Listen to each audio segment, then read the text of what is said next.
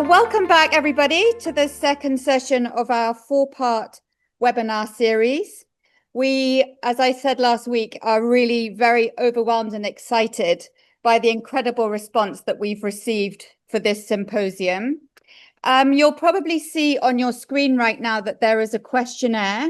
If you didn't complete the questionnaire on the first lecture, we would appreciate it if you could complete the questionnaire today.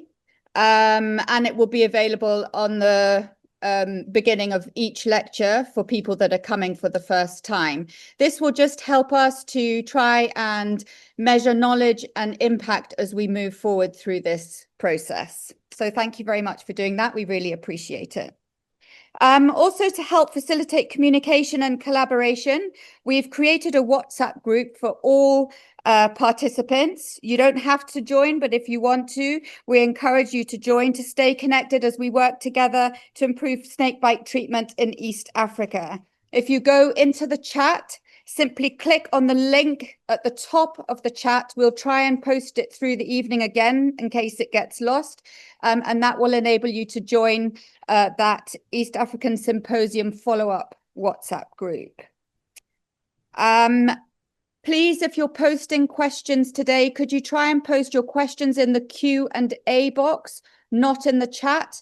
It's quite hard for us to keep track of both the chat and the Q&A box. So we'll be monitoring the Q&A box if you could post your questions in there. Tonight's webinar is going to focus entirely on antivenom, a crucial yet often misunderstood aspect of snakebite management. Given the complexity and importance of this topic, we hope tonight's presentations will provide valuable insights and clarify many questions.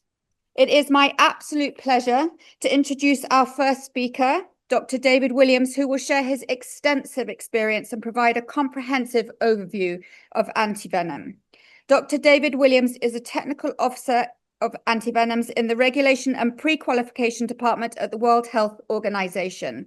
He previously served as the head of the Australian Venom Research Unit at the University of Melbourne and as the head of the Charles Campbell Toxinology Centre at the University of Papua New Guinea. Dr. Williams has over 20 years of field experience working on snakebite issues in Papua New Guinea. In 2008, he founded the Global Snakebite Initiative, advocating for snakebite envenoming to be recognized as a WHO neglected tropical disease. His work has helped raise awareness about the urgent need for sustainable solutions to save lives and prevent disability worldwide. Thank you very much, Dr. Williams, and we're excited to invite you to the stage. Thanks very much, Ali. Good evening, everybody. I'm going to get straight into this and answer the question, what is antivenom? That's the very first thing we need to start with. And basically, they're very specialized biological medicines. They're produced by typically collecting snake venom, processing it, quantifying it, and then preparing it as an immunizing mixture that's injected into a large animal, such as a horse or a sheep or a camel, which produces antibodies to those proteins in the venom. Those proteins can then be harvested by collecting blood and plasma from the animal. Goes through quite a complicated processing process by manufacturers and might be eventually presented either as a liquid product in vials or ampules or as a lyophilized, or some would call it a freeze-dried product, both of which again have to go through a process of quality control, potency testing, batch characterization before they're finally released. Now, the basic pharmaceutical ingredient are these purified animal plasma-derived antibodies, but there are other substances that can be present, including stabilizing agents or preservatives, sodium chloride in the carrier fluid, and in some cases there can be unintended contaminants. Regulation, unfortunately, for these products varies quite a lot, and that can have a very direct impact on the quality, safety, and efficacy of the products.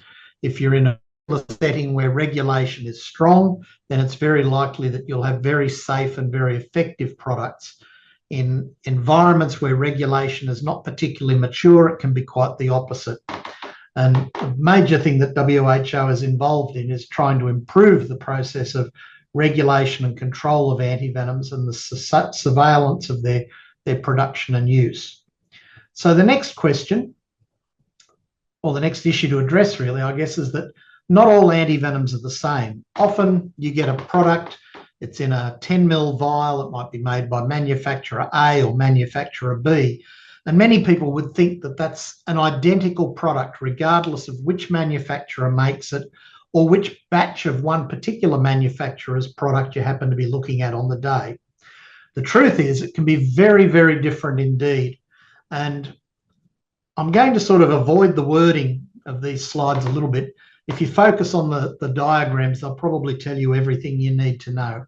The key takeaway is that you can have 6 different products and they can all contain completely different amounts of the actual active pharmaceutical ingredient, the purified antibodies, and also different amounts of other things as well.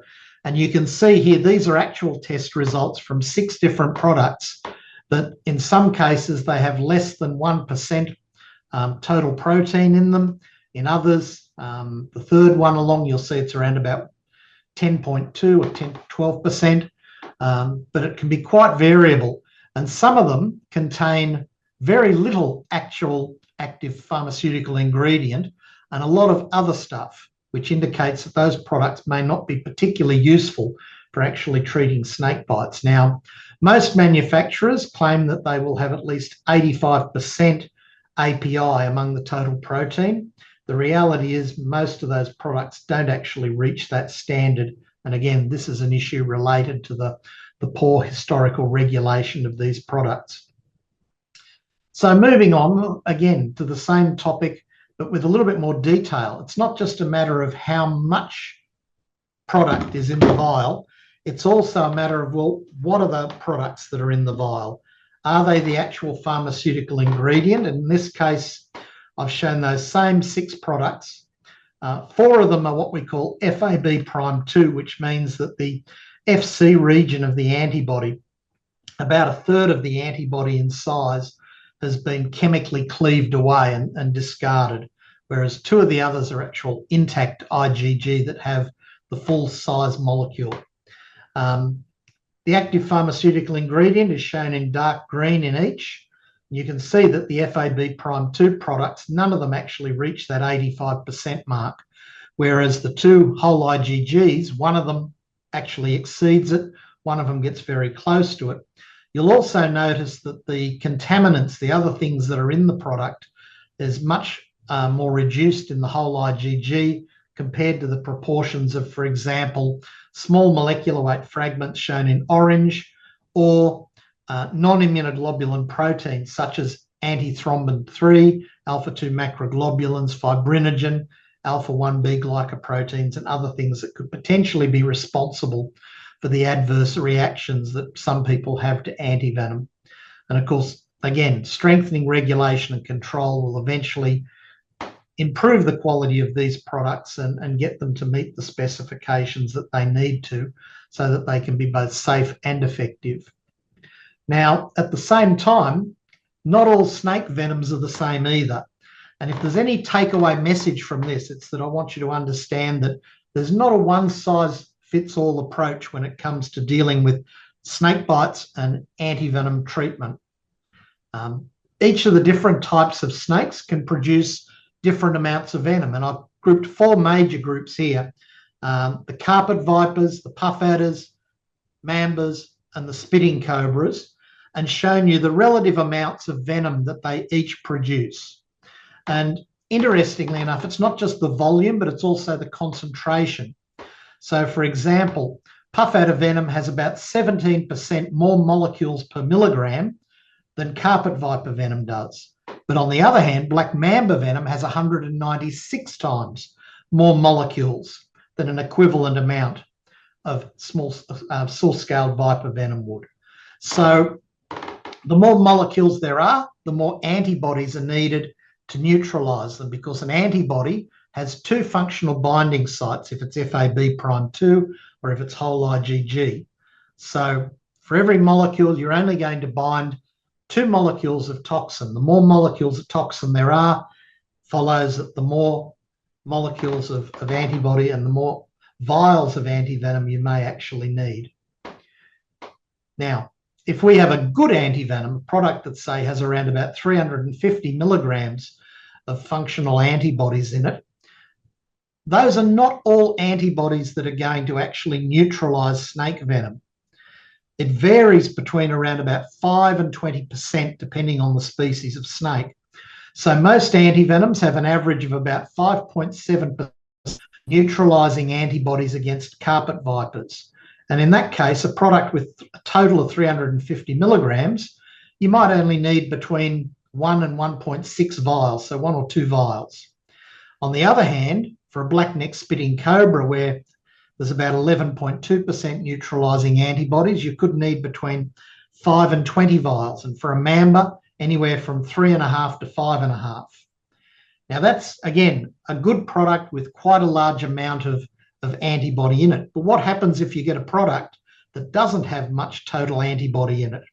And so, for example, if we had a product that only had 75 milligrams, and again, assuming in an ideal world the same percentages of neutralizing antibodies, instead of 1 to 2 vials for your carpet viper, you're going to need between 3.5 and 7.5. And for that black-necked spitting cobra, you're going to need somewhere between 26 and 94. In other words, this antivenom is going to be a clinical failure because you physically cannot administer such a large number of vials to a person. You know, at 93 vials, you're talking about almost a litre of antivenom. So it's straight away that product is a failure based on that alone. Now, I'm only going to give one sort of slide around the actual administration of antivenom. And I know for health workers, it's something that they ask about a lot. So antivenoms need to be administered as soon as possible once you've been able to observe signs or symptoms of envenoming.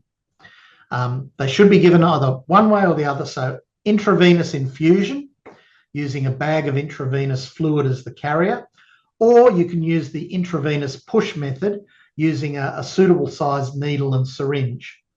Now, when it comes to what you're going to do about giving it, one of the issues that often comes up is the question of pre-medication. And the use of subcutaneous adrenaline in very small doses, about 0.25 of a milligram, subcutaneous about 5 or 10 minutes before you start antivenom, varies from one place to another. I think if I remember rightly, South African guidelines don't recommend its use at all. In Papua New Guinea, we used it extensively. And in my experience, it did reduce the rate of early adverse reaction, and it was safe to give to patients, whether they were small children, the elderly, pregnant mothers, etc. And like I said, we saw around about a 75% reduction in adverse reactions against what had been happening historically when we used it. It's also important that you have additional adrenaline drawn up for use to treat an early adverse reaction. It's the #1 drug for dealing with early adverse reactions. But rather than subcutaneously, if the person's having a reaction, you would give it via the intramuscular route, which is going to be far more effective, more quickly for dealing with that reaction. Things like hydrocortisone don't have any role. Antihistamines can be potentially useful, but some of them can be sedative. So it's probably best to actually titrate them to ease itchy rashes and problems that are causing discomfort to people in that sense. All these slides will be available from the organisers afterwards. So like I said, I won't go into too much detail of reading every last thing, but the schematics give you a little bit of an idea of how the product can be prepared. So if you're going to do it by IV infusion, you might take 5 to 10 vials, so 50 to 100 millilitres, dilute that to a total volume of 200 mils in a small intravenous bag or a paediatric burette. And after pre-medication, it can be infused at a rate of about 30 minutes. And so if you're using a standard adult giving set, you're going to need around about 34 drops every 15 seconds to be able to run that volume through in 30 minutes. If you're using a paediatric giving set, that'll be around about 120 drops, I think, a minute, every 15 seconds, 400 a minute. If you're using IV push, and IV push does have some good advantages. One thing, it keeps the doctor at the bedside right throughout the administration. And so again, you might take a couple of 50 ml syringes, draw up 5 to 10 vials worth of antivenom, undiluted, and then it's slowly given at a rate of 2 ml per minute by the medical officer intravenously. So it's an intravenous push injection. The benefit of that is if the person starts to have a reaction, it's very easy to just stop pushing, treat the reaction, and then once it settles down again, you're able to continue. But that's all I'll sort of cover with that today, because I know Professor Worrell is going to deal with this more extensively when he speaks in a week or so. So now let's go back to snake venoms. And a couple of things that you really need to understand is that even in the same species of snake, the venoms can be vastly different in their composition and in their potency. And so here I'm going to give you an example of an Egyptian cobra on the left-hand side from Gulu in northern Uganda. And on the right-hand side, we've got an Egyptian cobra from Athi River near Nairobi. Now, the snakes from Gulu, this is what we call a high-pressure chromatograph tracing. It shows the individual components. These big peaks to the left at the Gulu snakes, they're all neurotoxins. But then when you come and you look where the Athi River snakes are, you'll see that on the left-hand side of that trace, there are virtually no neurotoxins at all. And whereas you only need 1.84 micrograms of venom per mouse for the LD50 in Gulu, you need 65.7 micrograms a mouse for the same species of snake if it comes from Athi River. So very much less potent, almost no neurotoxic effects at all, whereas the snakes from Uganda are extremely potent. And even in some mixed populations, so if you're in Kenya and you go to Naivasha, you'll find Egyptian cobras there. Some of them don't have neurotoxins, some of them do. And when they have babies, Mendelian genetics is what ensues. You end up with a mixture of snakes with all neurotoxin, no neurotoxin, and something in between from the same two parent animals. So composition, potency are important, but so too is venom yield. And one thing that doesn't often get considered by the manufacturers of antivenoms is actually how much venom a snake may inject that may need to be neutralized by antivenom. And again, given that different snakes produce different venoms with different molecular sizes, different numbers of molecules, the dose of antivenom is going to vary according to how much they can inject. And so in defensive bites, we found that on average, carpet vipers are about 6.5 to 14.5 milligrams. For puff adders, it's about 60.3 to 108. Black mambas, 37 to 58.6. And for Nigrocollis, the blackneck spitting cobra, about 43.8 to 158.9, which is a lot less for a single defensive bite than what we can get when we physically restrain them, as I'm doing with this, I think it's a forest cobra in the picture with Bonnie from the snake farm. We can actually collect much larger volumes. You can see that when we do that with a large cobra, we can get almost 500 milligrams. From a puff adder, we can get about 150. And from mambas, we can get up to about the maximum 338.2. So quite large amounts. And as well as the volume of venom being different, the potency and the composition being different, the biting behavior is also different. So I'm going to show you two very quick videos. The first one is a black mamba, and these are slowed down to about 60 frames a second so that you can actually see the mechanism that goes into a bite. So mambas tend to bite very quickly. They may deliver single bites in rapid succession, maybe 2 or 3 times. And so this is what that looks like, and I hope you're all able to see it properly. So mouth open, and then it's going to be a quick stabbing bite, and he's going to release it so that whatever he's bitten can't potentially harm him. If we then have a look at another snake, and on the right-hand side, this is Najahaji, an Egyptian cobra. Their biting behavior is quite different. This snake is going to grab hold of the container, and then it's going to bite down very hard and chew. And in a minute, you'll actually see venom running down the side of the container. So this is potentially why they can deliver much larger volumes depending on their biting behavior. So if you have a patient, for example, who says, the snake gave me one very quick bite and then let me go and run away, may not necessarily have had time to inject any or very much venom. On the other hand, if somebody's trying to kill a snake with a stick and it bites them and it hangs on like a dog, chances are it's going to inject quite a large amount of venom. And these are, again, taking the history of a patient, important things to consider. Now, how do we work out what's going on with snakes? How do we work out the potential use of an antivenom? So in the WHO lab, which is based at the Institute of Biomedicine in Valencia in Spain, we will take antivenom and we will, looking from left to right, immobilize it in a particular chromatography column so that the antivenom is bound. We'll then incubate it with venom, and after a period of time, we will flush out everything that the antibodies weren't attracted to.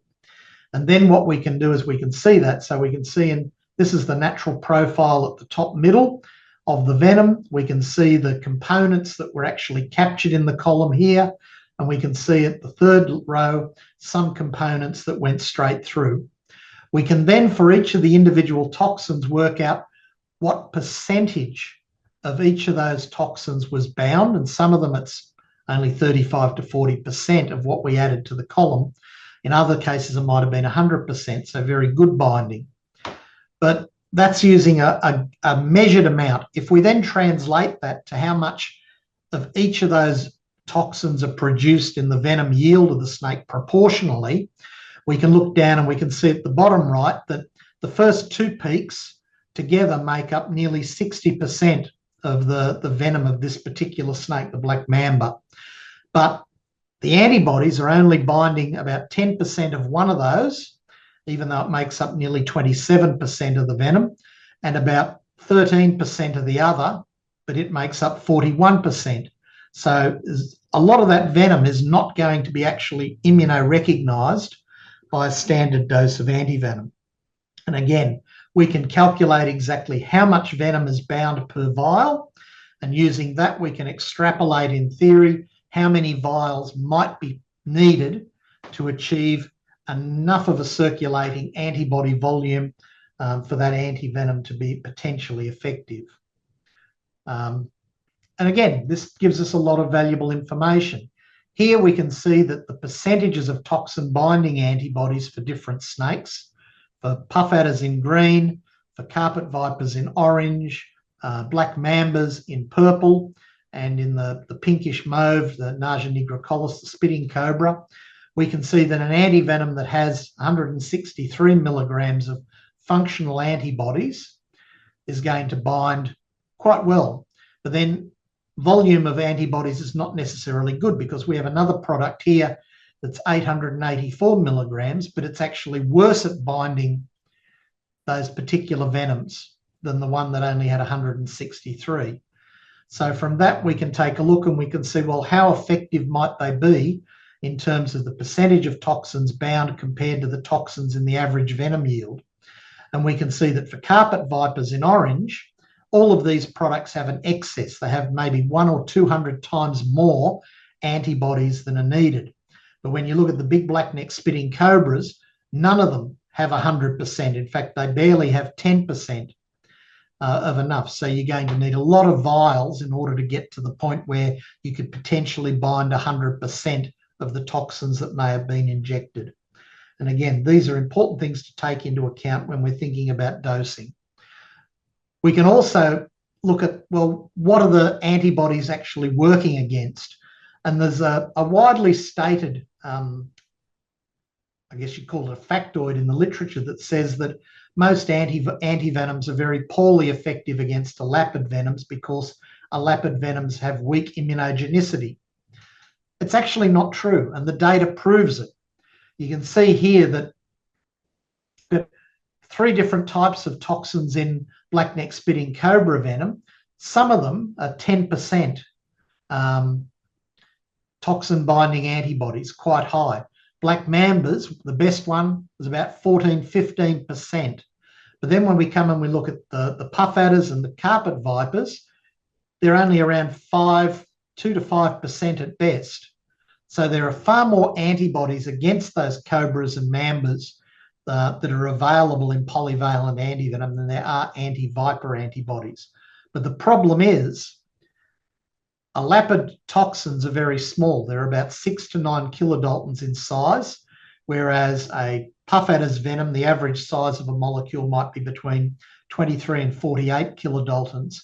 So you might actually have 6 times more molecules of venom in the same quantity of mamba venom as you do in puff adder venom. And that means you're going to need 6 times the quantity of antibodies if you're going to hope that that product's going to be effective. And this is why when you see a product that says you use the same dose regardless of the species, they are telling you that based on absolutely no clinical data whatsoever. That's just a made-up number. If a product has been robustly tested, they will recommend different doses of antivenom for different types of snakes based on the characteristics of venom composition, venom yield, the potency of the venom, the size of the molecules that are in the venom. And so while it may seem to people who've been used to just using a single 2 or 3 vial dose that, oh, this product says we need 10 for this type of snake, maybe it's not as good. In actual fact, it's probably giving you far more useful information about what's needed to get clinically effective treatment than the other products that recommend far less. And all of this data we can then use to compare products. So going back to our Egyptian cobra from Uganda, we can see that one product, even though it's 163 milligrams of antibody per vial, it only has a potency of 0.272 milligrams a vial. And some of the key toxins, the key neurotoxins, the first 4 here in red, and there's 2 more at positions 8 and 17, are very poorly neutralized. All of them are 3-finger toxins, so they're either neurotoxins or cytotoxins. And the proportions that they can neutralize of the average venom yield is actually quite low for each of those toxins. So this is going to be a very poorly effective product given the low potency and a very large number of vials that you would have to use. On the other hand, we've got another product which is more antibodies, 486 milligrams per vial, has a potency 6 times higher almost, 1.2 milligrams per vial. But it's actually much worse off in terms of which toxins it actually successfully binds to. And the reality is that you may still need to use a very large number of vials and may get quite a different response. But this at least allows us to compare one product to another and make functional decisions about which one may be theoretically the best one to take forward to, say, clinical studies, clinical trials. And again, it varies. One more example. So carpet vipers. On the left, we have Echis romani, the carpet viper from Cameroon. In the middle, we can see Echis ocellatus, the carpet viper from Ghana. Now, can you guess which species the manufacturers are using to raise their antivenoms against? It's fairly obvious, given the good response of 5 different products to the Cameroonian Echis romani, that Echis romani is probably the species that they've been immunising their horses with. That very closely related and not very geographically distant Echis ocellatus against several of the major types of toxins like PLA2s, what we call phospholipases A2, C-type lectins and metalloproteinases, actually very poor immunorecognition. In some cases, less than 1%, other cases 2 to 3% at best. So quite different. And of course, these snakes have different venom yields and different potencies. Cameroonian snakes yield about 13 milligrams, whereas from Ghana it's about 11. But the Ghanaian venom, even though it's less, is more potent than that of the snakes from Cameroon. And that means when you read an antivenom manufacturer's package and it says 1 milliliter will neutralize 25 LD50s, for each of these snakes, the 25 LD50s is going to be a different volume of venom. The case of the snakes from Cameroon, it's going to be about 870 micrograms per mil. In the case of the Ghanaian snake, it's only 660. So even though the Cameroonian venom is less potent, you're going to need to use about twice the number of vials as you would for the more potent venom of the Ghanaian snake, just simply because of the combination of volume, venom composition, and potency. So again, I'm just keep going back to this message I'm trying to give you, that there is no one size fits all approach when it comes to treating snake bites. We can also use this to look at estimating theoretical doses if we're thinking about doing clinical studies. And for all of these different species of snakes and these 5 antivenoms, you can see that the first one, very low amounts of actual antibody, would be an abject failure. You'd need extraordinarily large numbers of vials to be effective against any of these snakes. Most of the others work very well for the carpet vipers and the puff adders, but they failed against the cobra venoms, and two of them were reasonably good for a couple of the populations of mambas. But you can see even 3 different populations of black mambas, the response is quite different from one antivenom to the other, and even for the same antivenom used for treating bites from different geographical areas. And that's at 100% of the average venom yield. Looking at 50%, the results are still bad. And when we do this testing in vitro, so we're doing this in I guess you call it a test tube environment, this is overestimating what's going to happen when we start testing in live animals. And so if we go and very quickly look at what happens with live animals, you'll see that the results against the cobras and mambas is suddenly actually much worse when you're testing a real biological system at either 50 or 100%. So we know that what we can learn from in vitro studies is going to be an overestimate, and that what's going to happen in practice is going to be somewhat worse than that. But it does at least give us a starting point. It tells us, well, at a minimum, we need to start with this sort of dose and be prepared to work upwards until we find the right dose. So that can be useful for trial design and for working out where you're going to start. And again, I'll go back again to the concentration of functional antibodies and vial estimates. And so we can see here that product that was 163 milligrams.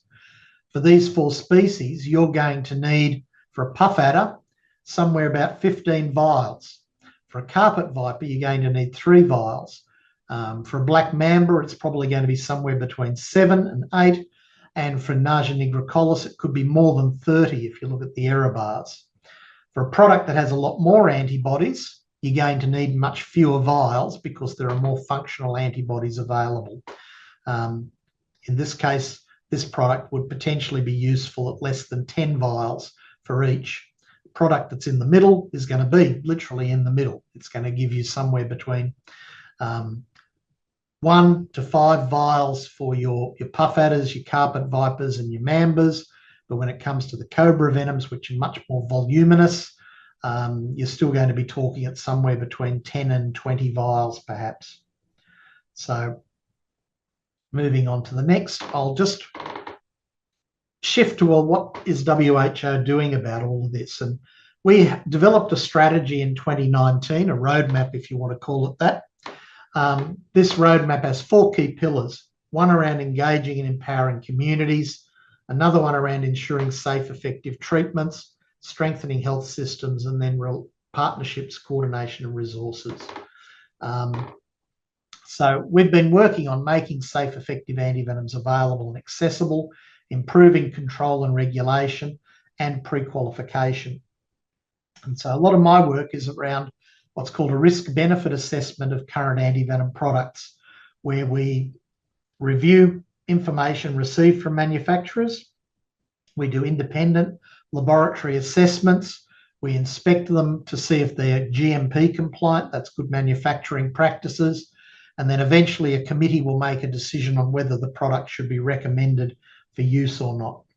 It goes through a formal application process. There's information on our website about how that process works. They have to provide us with samples of the venoms they use, as well as the antivenoms themselves, so they can go through robust testing. We don't just test their snake venoms, we test snake venoms from probably, for each species, maybe 4 or 5 locations. At present, we have about 10 assessments in progress in sub-Saharan Africa.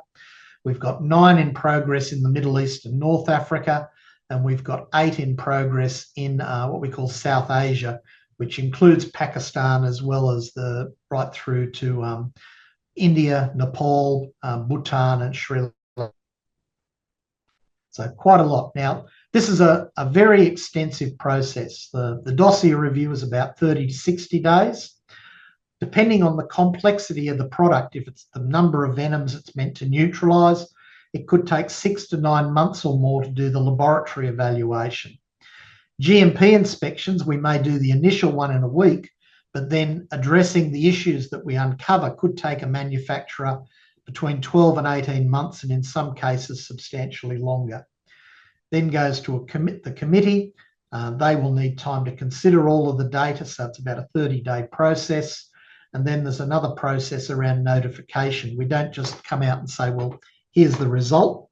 We will first of all write to the manufacturer and share what the recommendation is likely to be, and we give them a right of reply to defend the position they want to take. And then, of course, our senior management will look at that. They will make a final decision, and by about 90 days after the whole process has been through, we'll be able to notify the public of what the results are.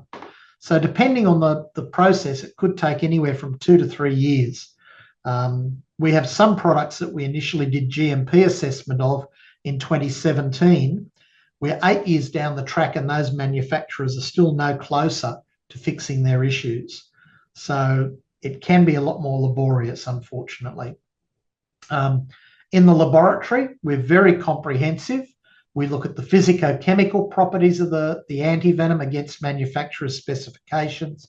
We look at the composition of the product with a range of techniques to determine exactly what may be in it that shouldn't be there and how much of the right API is present. We then do the in vitro work, immunorecognition analysis, what we call 3G antivenomics, and only if we get good results with that will we then proceed to test in animals.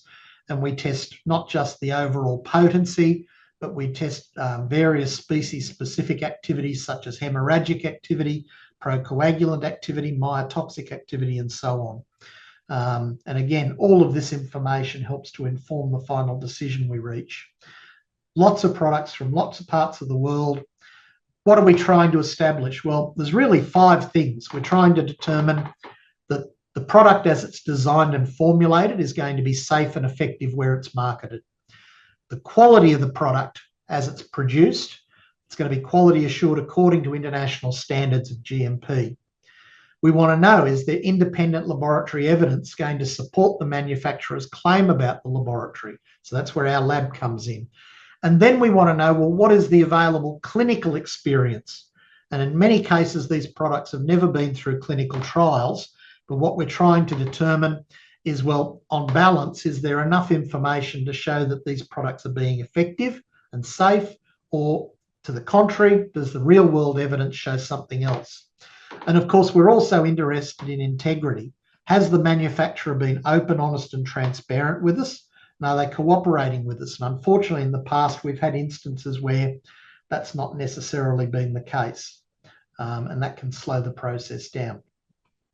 Our technical advisory group includes veterinarians, experts in GMP production, biochemistry of snake venoms and preclinical quality assessment, clinical medicine experts, people with expertise in biological standardization of these types of products, clinical and quality assessment of biologicals, production and purification of antibodies, things like viral validation, and design and conduct of clinical trials. And we have, I think, 8 members at the moment, and we're going to expand that to about 15 this year. So we will be announcing a new call for additional nominations from national regulatory authorities, national control laboratories, and academic institutions in 2025. Finally, just to get to the end, 3 product assessments for Africa have been completed and products recommended. The monovalent microfarm product Equitab G for treating carpet viper bites in West Africa. Antivenom Africa for treating carpet viper and puff adder bites. It's not currently recommended for mambas and cobras, but we have new data from the manufacturer that's being assessed at the moment. It may well be possible at certain doses that it would be effective for those snakes. So that recommendation may be improved upon soon. And then the one that is widely recommended at the moment is PanAF Premium from Premium Serums and Vaccines. We have 10 more that we expect to finish this year. Equitab Plus ICP from ICP in Costa Rica, 3 different products from Biological E in India, the SAIMR product from South African venom producers, several products from VINS, their African polyvalent, their monovalent Echis, their new boom slang antivenom, and their South African polyvalent antivenom that's similar in design to SAVP's product, and also Inasan's InoCert Pan-Africa product. And so all of those assessments should be completed by the end of this year.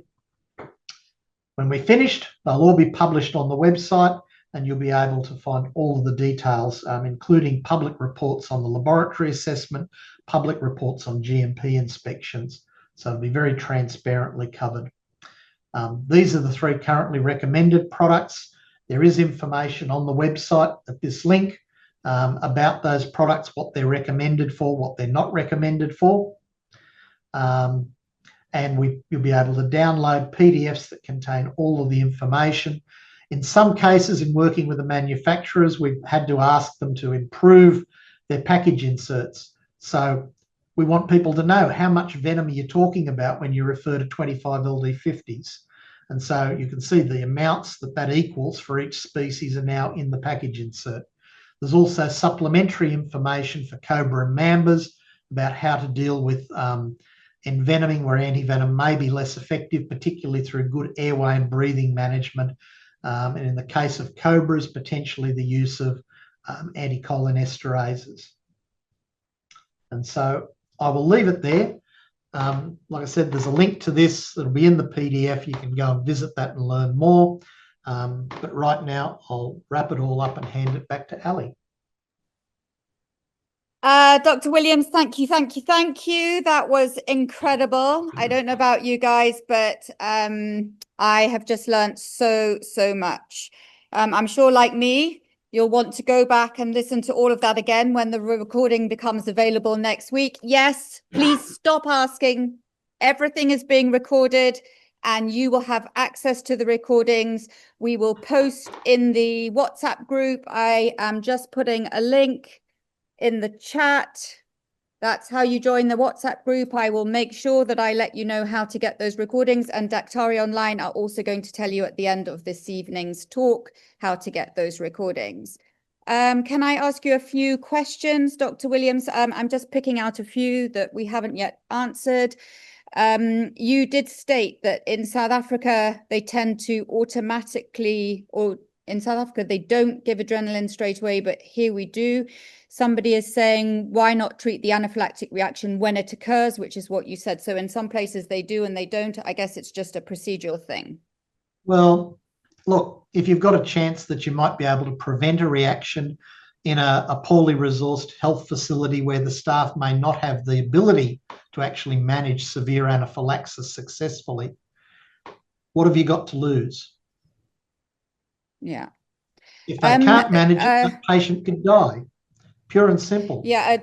So the other thing was that antihistamine can cause cutaneous. Why does hydrocortisone have no role as it is an antihistamine? Hydrocortisone is not going to do anything for probably 6 or 9 hours. Okay. You know, it's a steroid, and steroids don't treat, you know, these sorts of cutaneous eruptions. But an antihistamine, you can titrate a very small dose of it, and within 10 or 15 minutes, that person has relief from the itching that may potentially cause them to scratch out their IV line.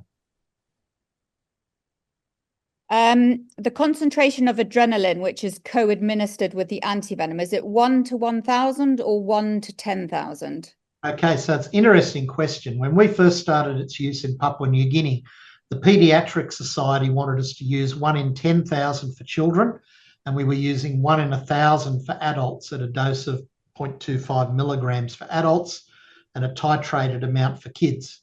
But we found in actual experience that 1 in 1,000 was tolerated very well by all age groups.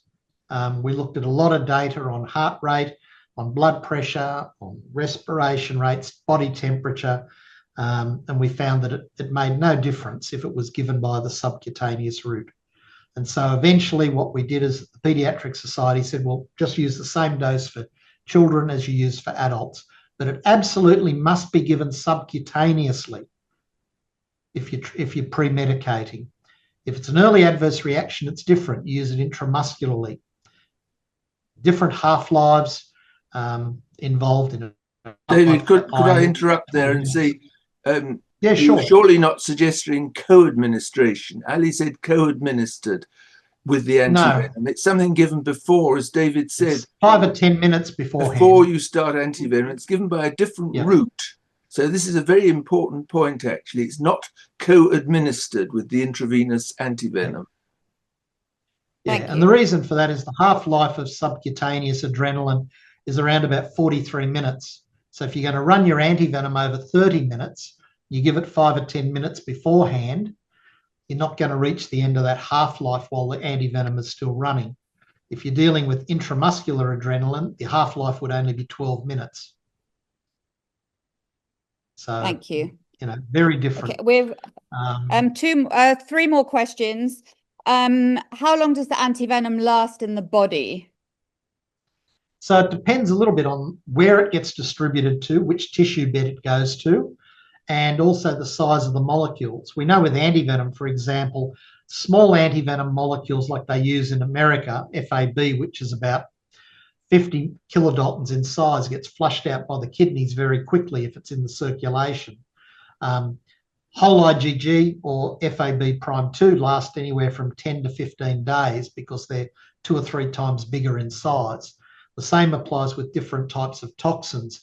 Once they're not bound and they're in the circulation, the smaller they are, the quicker they'll be eliminated. But of course, if they can get into, say, well, neurotoxins in some case that can get inside a nerve cell, they can safely sequester themselves for several days before they're eliminated. Okay, thank you. I think I don't think we have it here, but I do think it is available, an actual test in certain countries where they can do a test to know which snake has bitten you or what venom you've been injected with. Yes, in Australia, we have a venom detection kit that can identify each of the 5 different immunotypes from different groups of snakes, but it doesn't tell you how much venom is present. Now, in our research laboratory, we developed a similar assay that could actually tell us how much venom was present per milliliter of patient plasma. But that's more of a research tool than it is an actual clinical tool. And the problem with these is that in poor settings, the cost of such tests is exorbitant.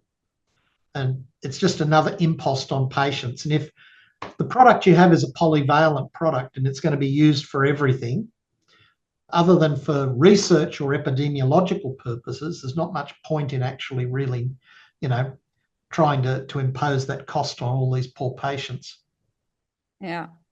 And last one, and I'm pretty sure the answer is you give it anyway, but for people with sort of other conditions, cardiac, chronic conditions, renal conditions, do you give antivenom anyway? Because that's the only way to neutralize the snake venom. Well, it is. I mean, it's the same question that comes up sometimes about pregnant women. Do we give antivenom to pregnant women? Look, you're either going to have one person die or 2 people die. You treat the mother to save them both.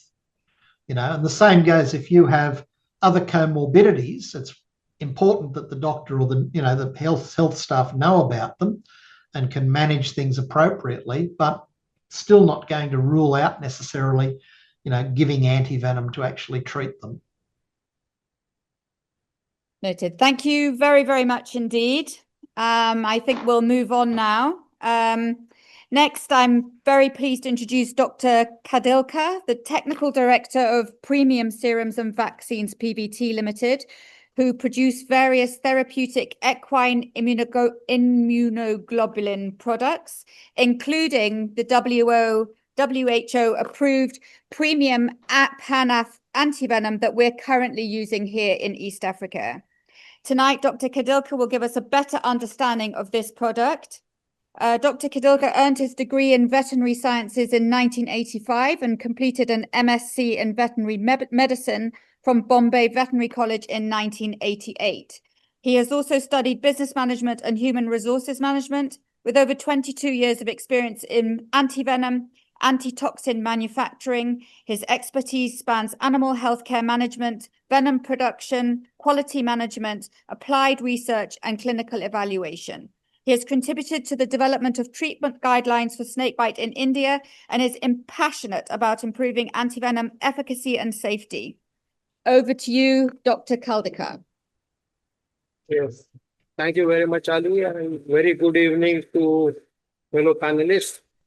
It is my pleasure to be here, and I'll be talking about snake antivenom, a poorly understood essential medicine. Now, when we talk about snake antivenom, it is one of the oldest biotechnological products being manufactured for over 100 years now. And it is a unique product in the sense that the raw materials required for manufacturing snake antivenom are both biologically derived. The first basic raw material required for snake antivenom manufacturing is snake venom, and another product is the hyperimmune plasma, which is produced in the horses. So you can say this is a very unique product where you use animals to produce a therapeutic product. So it is a form of artificial passive immunization used to protect life of a patient at a very short notice, which is generally seen in case of a medical emergency of snakebite. Antivenom is the preparation of either intact or fragmented immunoglobulin G. So there are some products which consist of whole immunoglobulin G, some are fractionated to yield FAB2 prime fraction or FAP fraction. And these are used for the treatment of severe envenoming from the bites of venomous animals. And these ready-made venom-specific antibodies are raised in animals, and mostly two host animals are used for producing hyperimmune plasma, either equines or sheep. The snake antivenom is a true lifesaver. If you administer snake antivenom as early as possible after the bite, it can definitely save the life of the person. But unfortunately, always in the news is the failure of antivenom, and that is why I want to emphasize why it is a poorly understood therapy. Antivenom is the only specific time-tested and proven therapy available for the treatment of snake venom. Now, if we look at the snake antivenom manufacturing process, it is a very lengthy and laborious process, and it starts with the horse procurement, because almost 95% of the commercial antivenom manufactured and available in the market are derived from horses. So the first step is horse procurement. After procuring the horses, they are kept in quarantine or isolation to ascertain their health condition. And once all the health parameters of the horses confirm to the acceptance level, then the horses are taken up for production. The production starts with the primary immunization phase, wherein increasing sublethal doses of snake venoms are injected at periodic intervals. And just to tell you, the doses in the beginning are in micrograms, which are subsequently increased slowly over a period of 4 to 6 months to a milligram level. So it is basically sensitizing the animals without causing any harm. After the initial phase of primary immunization, we test the blood plasma to ascertain whether particular level of antibodies have been generated by the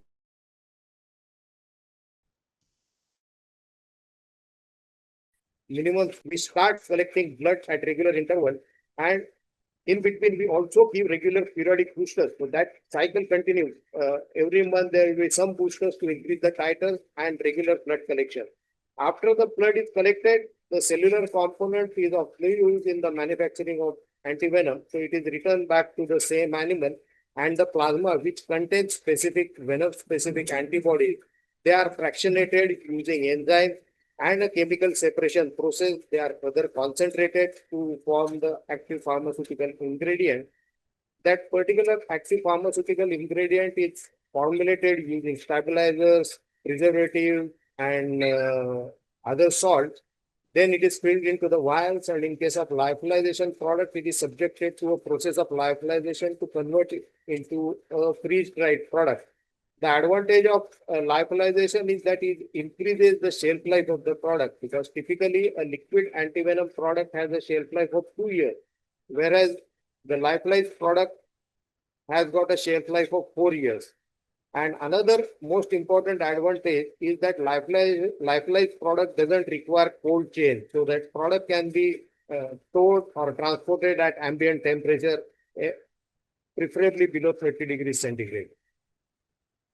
After the product is manufactured, it is subjected to extensive quality checks, and then it is taken up for distribution. So if you look at this entire process, it takes about 6 to 7 months to get a product from animals after induction into the program.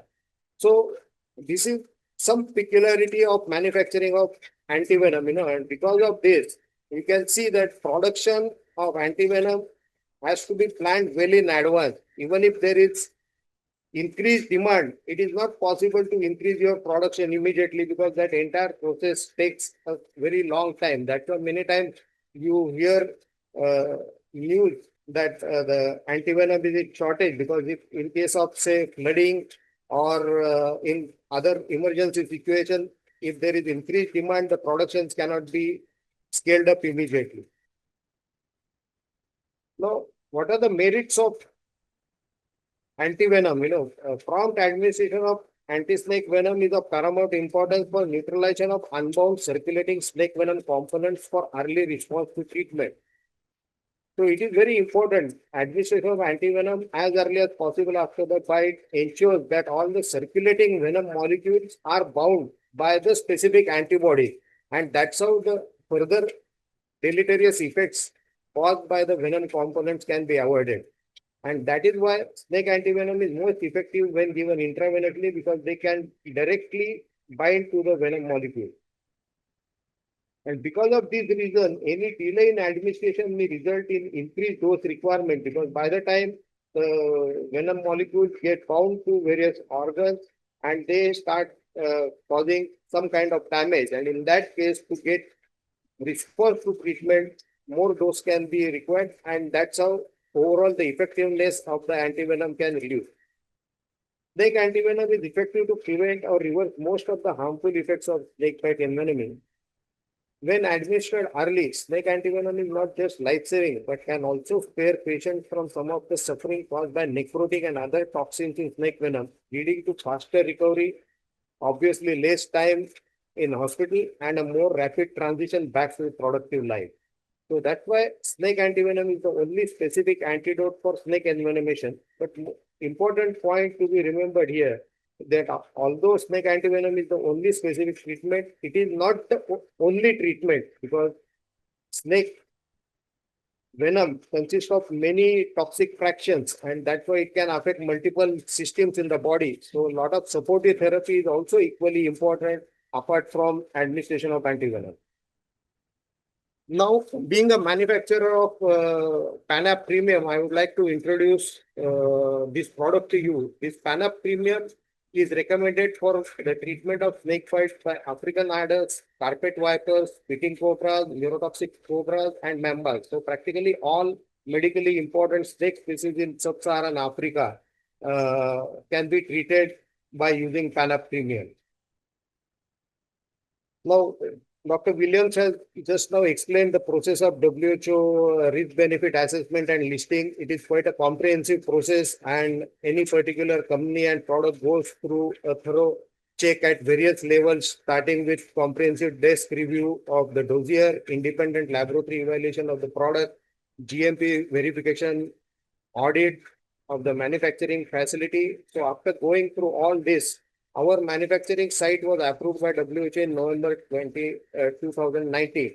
And after that, the product assessment took a very long time, because our product is a polyvalent product which is targeted against many snake species. So the assessment took a lot of time, and ultimately the product PANAP Premium was approved in March 2023. And it has been approved and recommended for the treatment of 24 medically important snake species in sub-Saharan Africa.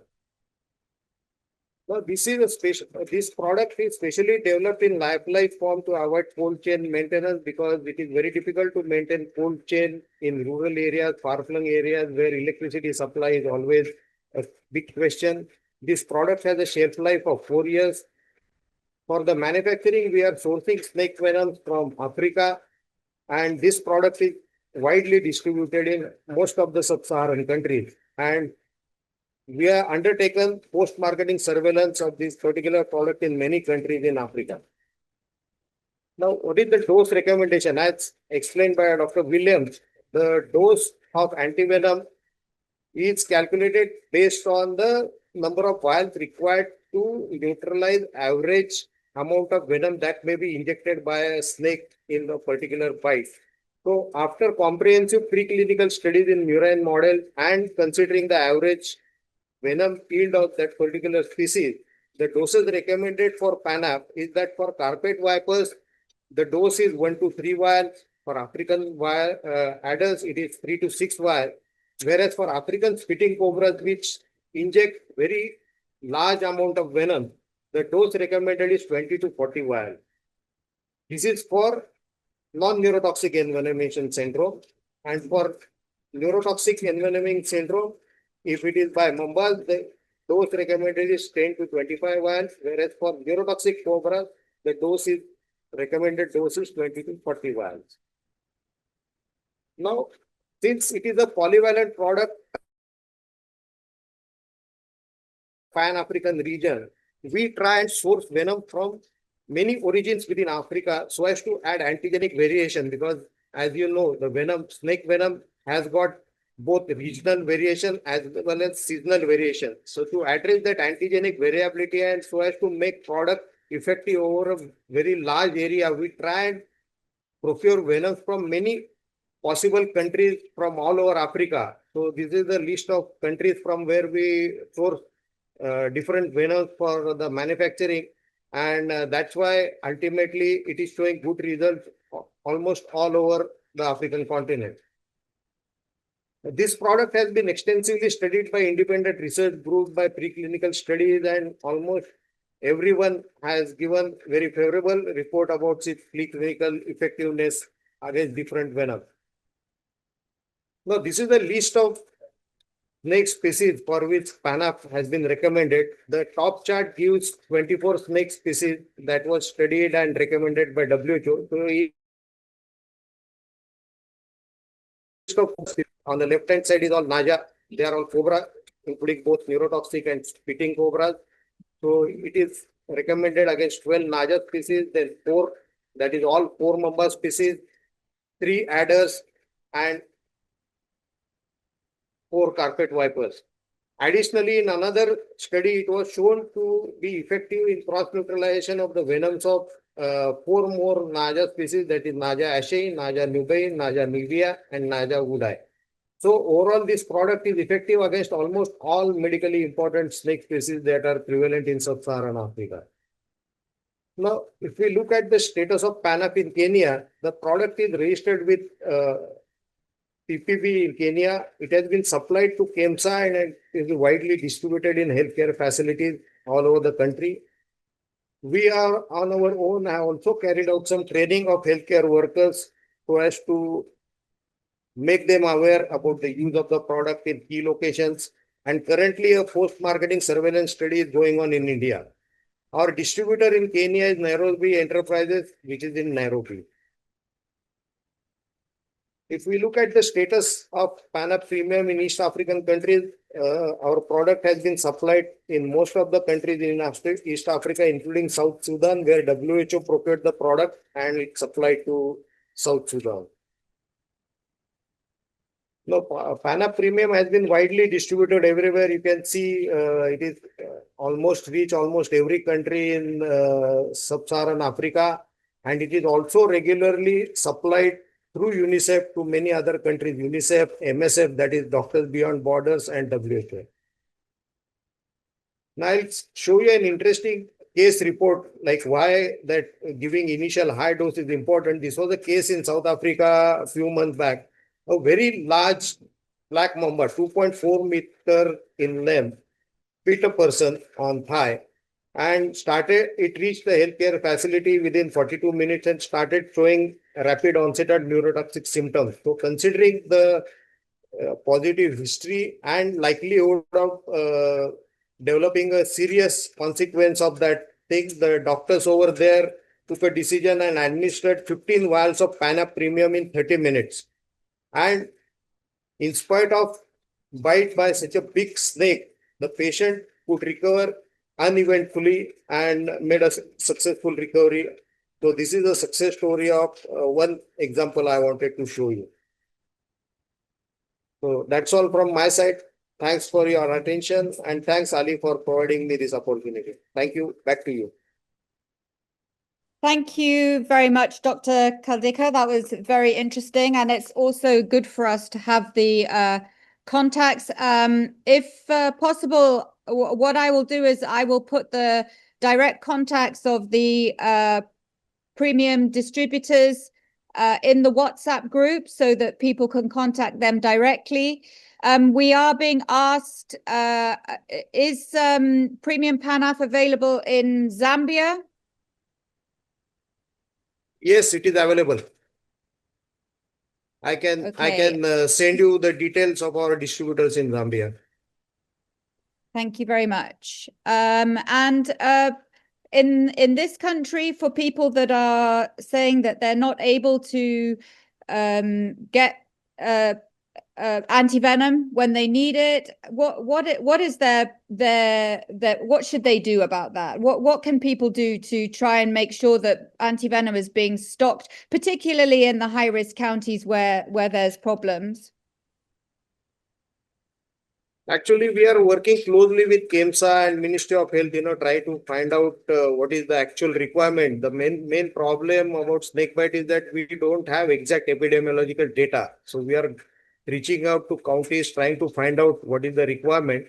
And for any requirement, I have here, Mr. Sanjay is here, who is the representative of our distributor in Kenya. So you can give their contact number. If anybody is interested in procuring Panaf in Kenya, they can contact our distributors and it can be made available. Okay, they can also contact if you go to any of the information that you've received. I'm going to type my email into the chat box right now. If you contact me, I will be able to send you the contacts for the premium Panaf distributors. Please send me an email and I will respond straight away. The estimated cost per vial is about $60 US per vial. Well, I was just asked whether there was antivenom in Mozambique.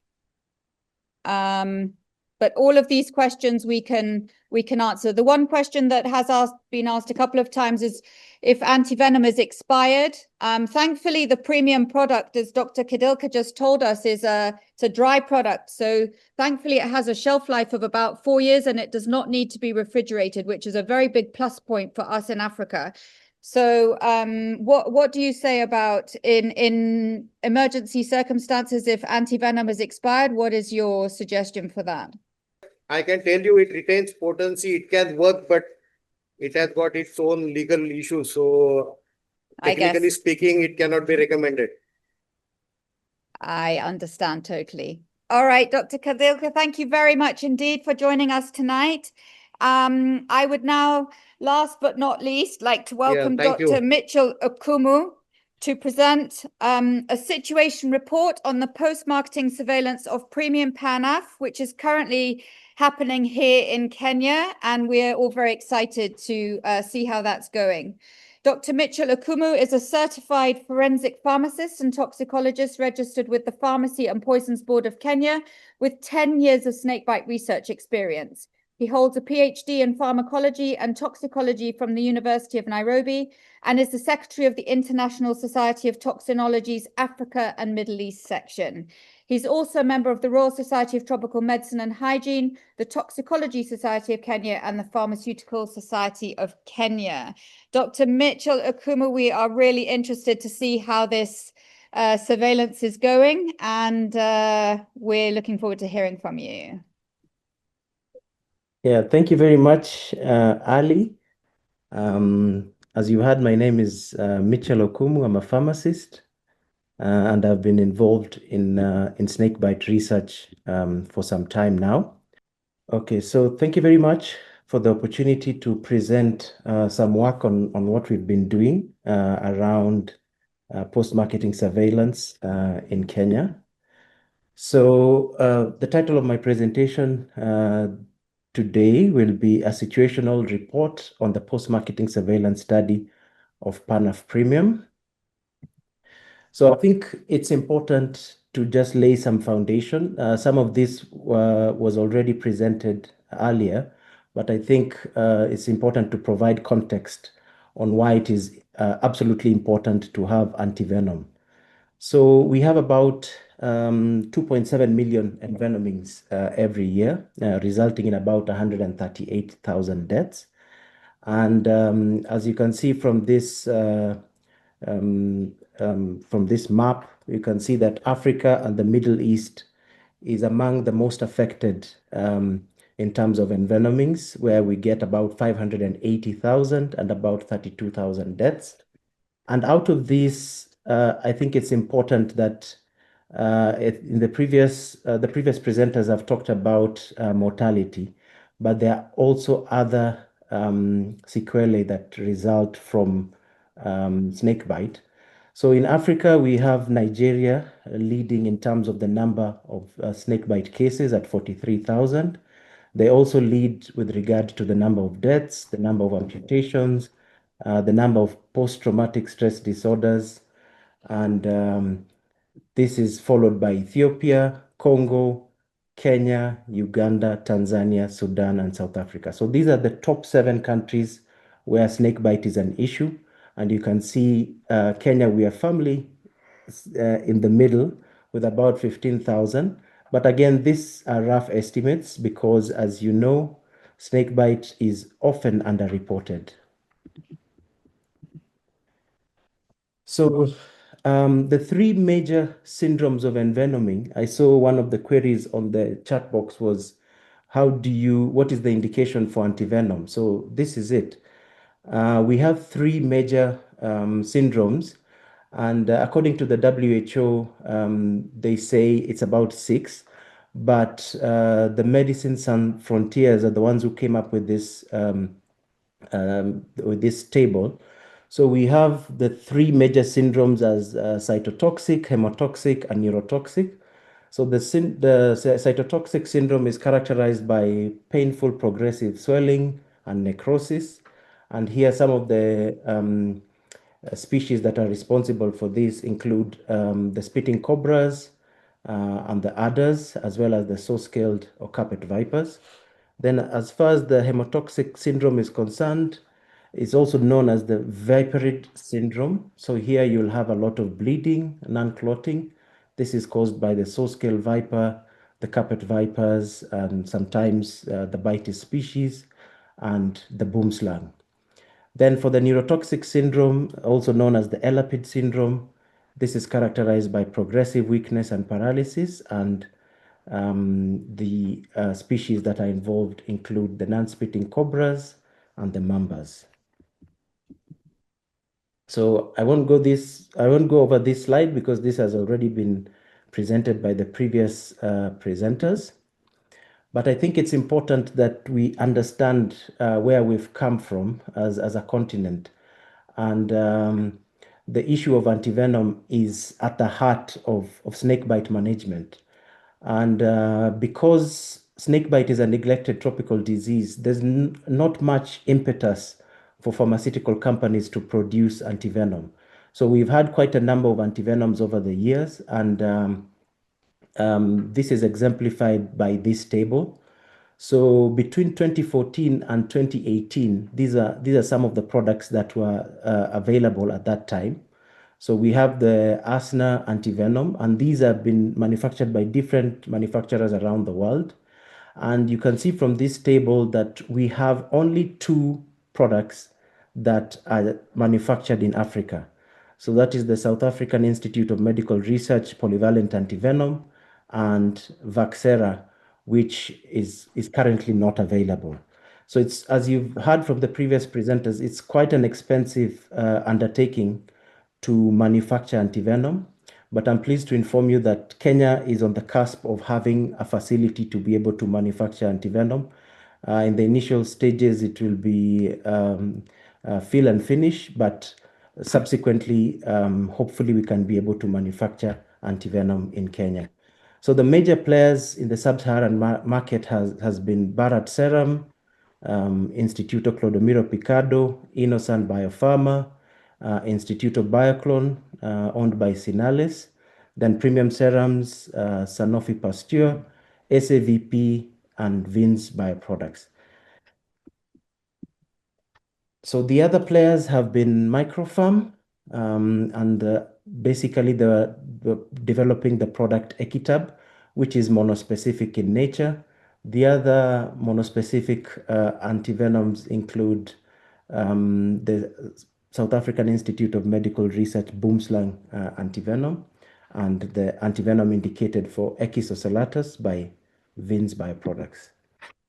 So as you've heard from David Williams, antivenoms are not the same. So the difference comes as a result of 4 key factors. One is the immunizing mixture, what it is made up of, how the manufacturer adopts immunization protocols, how they fractionate and purify the product, and whether they fragment or concentrate the immunoglobulins. And I think this is where the problem of antivenom comes about, because the process is very expensive. Many manufacturers would want to cut corners because it's a very expensive undertaking to do all this, and it takes a lot of time. So as you heard from David Williams, WHO recommends that snake antivenom is evaluated both preclinically and clinically. But in all honesty, I think in terms of clinical evaluation, it becomes really difficult to have an absolute clinical trial, because unlike other products, it's very difficult to have or to recruit participants who are knowingly going to be envenomed and then get the antivenom. So that has been the biggest problem with regard to having randomized clinical trials. Notwithstanding, SHIPO in 2010 came up with a categorization of clinical studies, and these have various extents. They provide different quality of information. So we have the anecdotal clinical reports. So these are usually, most of the time, retrospective in nature, but they may also be prospective, basically looking at clinical effectiveness and safety. So you'll find the sample size will be small. Then we have the observational cohort study. It's also prospective in nature, also looking at therapeutic efficacy. Then we have the non-randomized comparative clinical studies. These also look at safety and efficacy, and they're prospective in nature. However, patient allocation is not random and depends on other factors. Then we have the randomized clinical trials, but these ones are really difficult to do because you can imagine it's not very easy for manufacturers to collaborate and have an RCT. That is one. Then number 2, getting funding to be able to do a randomized clinical trial is also a big problem, because Snakebite is already underfunded. So unless it is a manufacturer who has 2 different products, as has been the case with Equitab Plus and Equitab G, then it becomes easy to do this kind of randomized clinical trial, where you can be able to randomize patient allocation, and you can basically be able to tell which product is better than the other. So in terms of quality, anecdotal clinical reports are at the lower spectrum of quality, Then we have the observational cohort study and the non-randomized comparative clinical studies to be of moderate quality. Then the highest quality, of course, is the randomized clinical trial. So bearing in mind this, we set out together with my colleague, Dr. Eugene Erulu from Watamu Hospital, and a few other healthcare practitioners at Jaramogi Oginga Odinga Teaching and Referral Hospital in Western Kenya, Marigat Sub-County Hospital in Baringo, and Malindi Sub-County Hospital in Kilifi to basically try and see whether the product that we have currently in the market is safe and is efficacious. So these 3 sites were selected based on persistent media reports and also literature that is available. As I had elaborated in the introductory slides, snakebite is underreported. And so we can only rely on what we are able to get, if that is gray literature or if it is the scientific literature. So these are the 3 sites that we selected, and our objectives are basically to document what are the clinical syndromes among patients who present to these 3 facilities, what are the early and late adverse events following the administration of the product, PANAF Premium, then also to determine how many vials of PANAF Premium is required to reverse some of the clinical symptomatology of among snakebite victims that present to the 3 hospitals. And then ultimately, we also wanted to see how long it took the patients to recover. So this is currently ongoing. We have managed to recruit 57 patients, and it's just according to standards of care, the guidelines for management of snakebite in Kenya. That's what we are using for this study. So basically, we started with a courtesy call at the Jaramogi Oginga Odinga Teaching and Referral Hospital. So the picture on the left is the team, part of the team from the hospital, meeting the chief executive officer just to brief him about the study and the objectives of the study. And then the picture on the right is the study team members. That is Dr. Opanga, Dr. Vincent, Mr. Geoffrey Kapesa, Ms. Cynthia, and Dr. Erulu, who is the principal investigator. So after that, we went to Baringo. So here again, we had a site activation visit, and you can see the picture on the extreme left is Dr. Eugene Erulu, the principal investigator, taking the healthcare practitioners. These are nurses, clinical officers, medical officers through snakebite management protocols. And then the picture in the middle is the county executive, so the Minister of Health at the county level and his team, that is the Director of Public Health and Director of Medical Services, and our county coordinator, Dr. Robert Rono, who presented earlier. Then finally, we had a site activation visit as well in Kilifi, where we met the county leadership, including the county pharmacist, Dr. Cecilia Nanjala, the county public health officer, and our county coordinator, Dr. Mangongo, who is coordinating activities at the county. Then we also had a training session with the healthcare workers as well, just to take them through snakebite management protocols. So once we did that, so this is just a photo of the product, PANAF Premium. So it is a 20 ml vial, 10 ml diluent. And this is now the approval from PPB, Drug Retention License for the product. And these are the approvals, as you heard from David Williams. You start with the WHO pre-qualification, then you have the registration and approval by the Pharmacy and Poisons Board. Then we went through the ethics that the Jaramogi Oginga Odinga Teaching and Referral Hospital Institutional Scientific and Ethics Review Committee. Then we also got approvals from the National Commission for Science, Technology and Innovation. And as I have shown on the slides, we were able to meet the county leadership and got approvals to also to begin the study in those 3 counties, that is Kisumu County, Baringo, and Kilifi. So basically, this is what we do in terms of management. So just observe the patient when the patient presents, whether they have any cardinal signs and symptoms of envenomation. And as I've shown already in the previous slides, the syndromes, that is cytotoxic, hemotoxic, and neurotoxic. And we do the 20-minute whole blood clotting test for all the patients that present. This is basically to check for coagulability of the blood.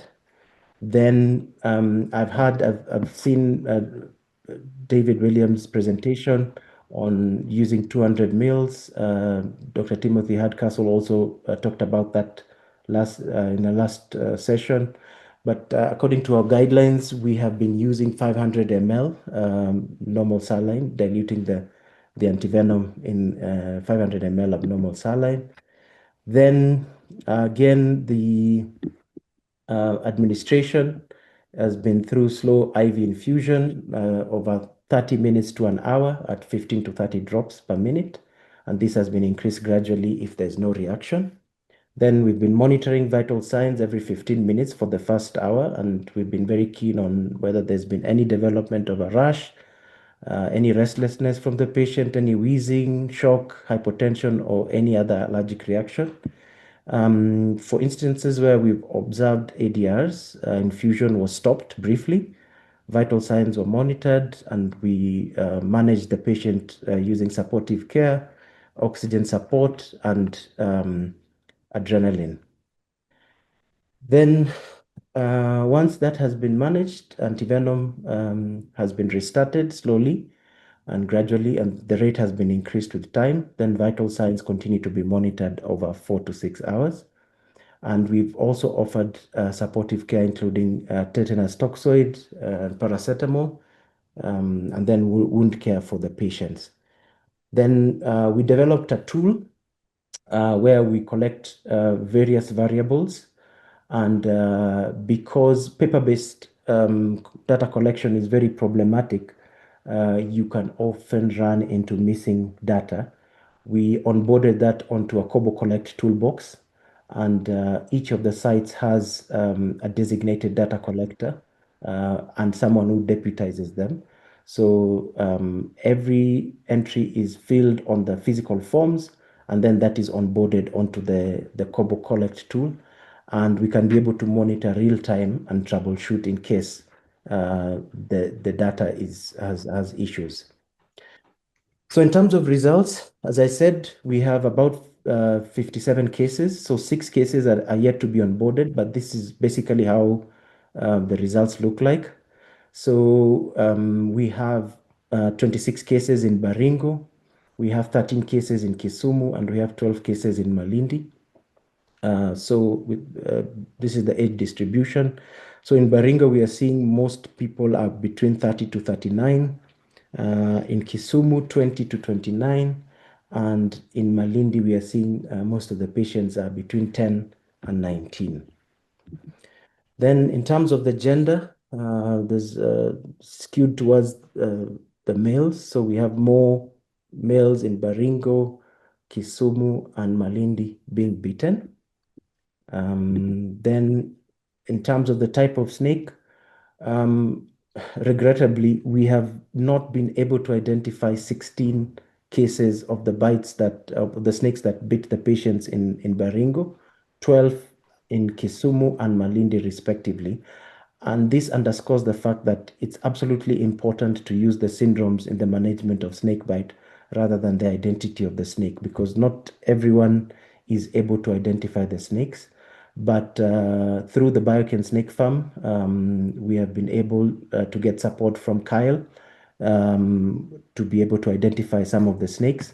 So we've had about 5 or 6 incidences where some of the snakebite victims or their families have killed the snakes and have come with the snakes to the hospital. And that's why it was easy to identify some of them. We also observed that we had a lot of red spitting cobra bites, particularly in Baringo. And we had one case of a black mamba bite in Kisumu. Then in terms of the clinical syndromes, this is what we observed at JOTRH. We saw cytotoxic, neurotoxic, and hemotoxic syndromes. And in Marigat, we saw both cytotoxic and neurotoxic. Then in Malindi, it was primarily cytotoxic. Then in terms of adverse drug reactions, so these are categorized into 2. So we have the early adverse events, which come anywhere between 3 minutes to an hour after the administration of the antivenom. And then we have the late adverse reaction. So we are actually following up on the patients up to 30 days.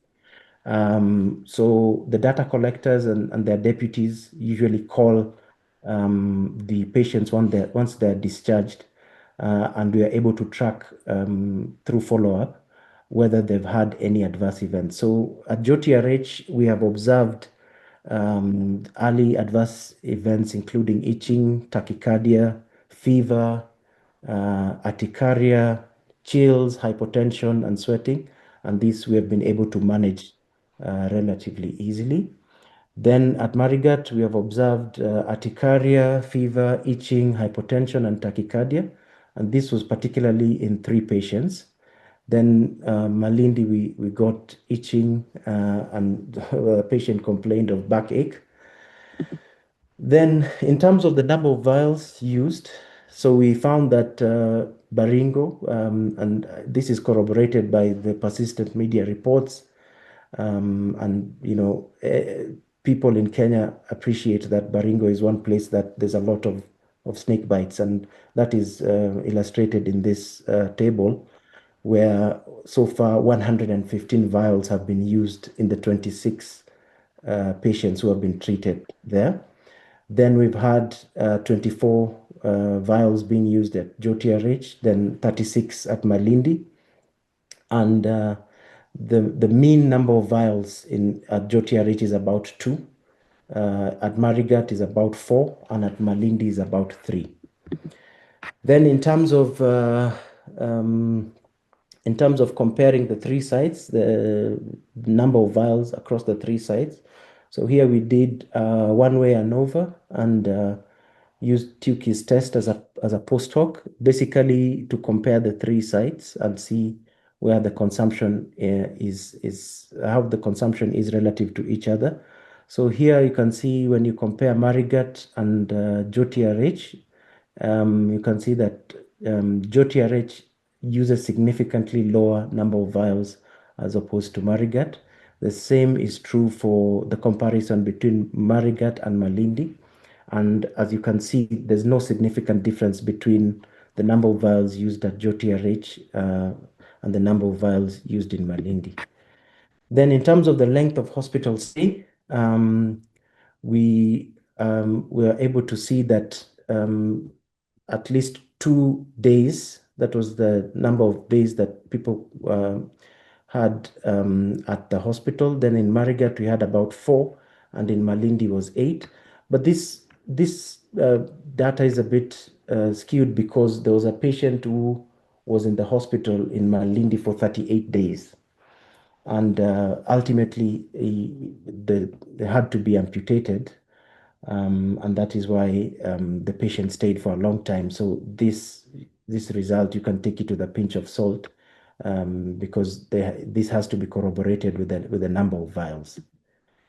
Then this is also a comparison in the length of stay. So this is a one-way ANOVA and Tukey's post hoc comparison. So between Marigat and JOTRH, no difference. Then between Marigat and Malindi, there's a difference. And then between JOTRH and Malindi, there's a difference. So we are seeing that Malindi, because of that patient that stayed for a relatively long period of time, you can see that the the number of days or the length of stay is quite high. These are the references, and thank you very much for your attention. And thank you, Ali, for organizing this, and back to you. Thank you very much, Mitchell. That was really interesting. There's some questions. Somebody asked why, I mean, it's not a question I think you can answer, but, you know, why when in our region down here at the coast, we have all of the varieties of snakes, but it seemed like only the cytotoxic snakes were biting at the time. I'm not sure you can really answer that question. I think it's just a situational thing. Yeah, I think I can give it a try. You know, snakebite is usually seasonal, and we started this trial, as you saw in the slides. We started it about in November. So we've been having, like, now is a rainy season in some parts of the country, and we expect the number of bites to be higher, and we expect the diversity of the bites also to be a bit, you know, more. Because when we started, it was very slow. We got a few cases here and there, one case here, two cases there. And there's a very interesting dynamic, because when you go to the drier places like Kitui, Baringo, you find there that when it is dry, they have more bites. But when you go to Kisumu, Kilifi, Mombasa, you get more bites during the rainy season. So there are those interesting dynamics that are there. We've not fully explored, you know, all the number of bites that we could, but the study is still ongoing. So probably in the fullness of time, we can get more diversity. Okay. Thank you very much. Can I just invite Dr. Williams back to the floor? He had a couple of things he wanted to add to his presentation. Yeah, hi, Ali. Mitchell talked about the issue of clinical trials, and one of the things that WHO has been exploring as an alternative to expensive clinical trials is what's called a monitored emergency use authorization of snake antivenoms. It's likely to become part of the next lot of antivenom guidelines that we publish in 2026. It's based around the same proven ethical framework developed for Ebola in 2014 in West Africa, and has been used previously with clinical studies of new treatments for COVID. It's a fairly simple approach. There are some requirements which I can sort of just jump to very quickly. So the criteria that no proven effective treatment exists in the setting, and certainly, you know, evidence of effectiveness in many antivenoms is often absent. It's not possible to initiate clinical studies immediately, and again, that's something that can be demonstrated. Clinical trials are exorbitantly expensive, difficult to manage both logistically and administratively and ethically, to the point where they're probably simply unaffordable. There must be data that gives some preliminary support of the intervention's efficacy, such that it can be put to a scientific advisory committee. And again, the WHO risk-benefit assessments can provide that evidence. And then the country authorities have to have an appropriately qualified ethics committee. And again, most countries have ethics committees that would be able to deal with this.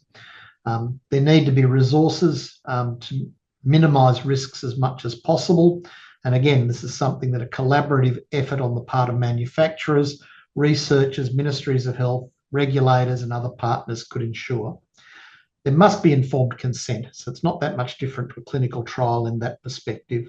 And again, the emergency use of the intervention is monitored, the results are documented, shared in a timely manner with the wider medical and scientific community.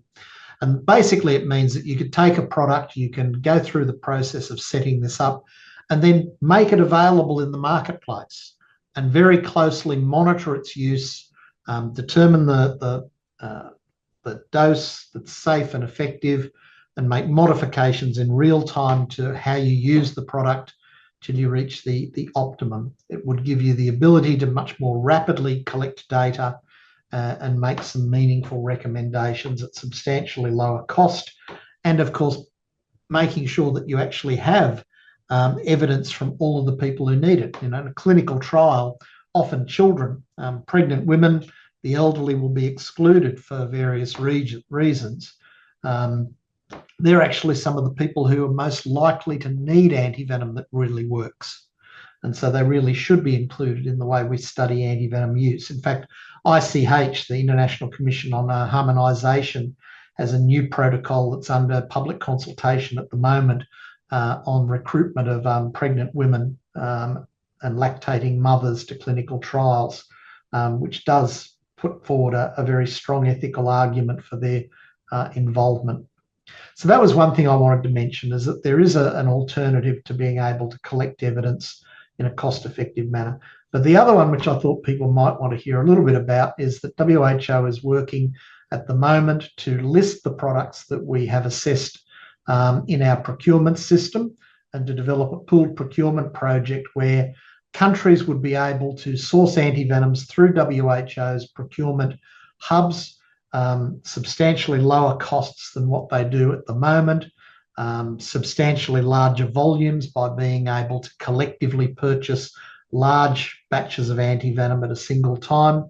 It gives manufacturers some benefits in that they have only one person who's going to cut them a check at the end of the day to pay for it. WHO would pick up the product from their door and deliver it to the countries that need it in the amounts that those countries have ordered within 60 days. And the countries would eventually reimburse WHO for what they've used. They'd also provide an additional emergency facility for urgent resupply in disasters such as flooding events and other natural disasters. It would go hand in hand with a number of different things to help stabilise the market, including training of health workers, improved epidemiological surveillance, improved community engagement activities, which would basically be led by local people in the countries themselves, with some technical support from WHO and from the Ministries of Health. So this is likely to begin sometime later this year. WHO is currently going through the process of negotiating long-term supply agreements with the approved manufacturers. Products will then go into the WHO catalogue. 4 times a year, countries will be able to place an order that again will be shipped to them within 60 days. So 4 times a year, they will know that the product is actually going to turn up in the quantities that they've requested. So hopefully that's a little bit of an additional positive to carry forward with, for people who are listening in. Thank you. Sorry. That's great to end on such a positive note. Thank you very much, Dr. Williams. I've just put my email address into the chat group. If your question was not answered, it's probably because I wasn't able to answer it or someone else didn't get to it. If you feel like you still want your questions answered, please email them to me. Follow that link, that email address, sorry. If you go back through the chat group, you'll find the link to join up the WhatsApp group. Thank you ever so much, everybody. It was a fascinating evening. I hope you've all learned a ton and enjoyed it as much as I did. Look forward to seeing you next Thursday, same time. We will be welcoming Professor Sir David Worrell and Dr. Eugene Irulu to talk to us about the clinical management of snakebite. And I'm sure it will be another excellent evening. Have a great evening. See you all next Thursday.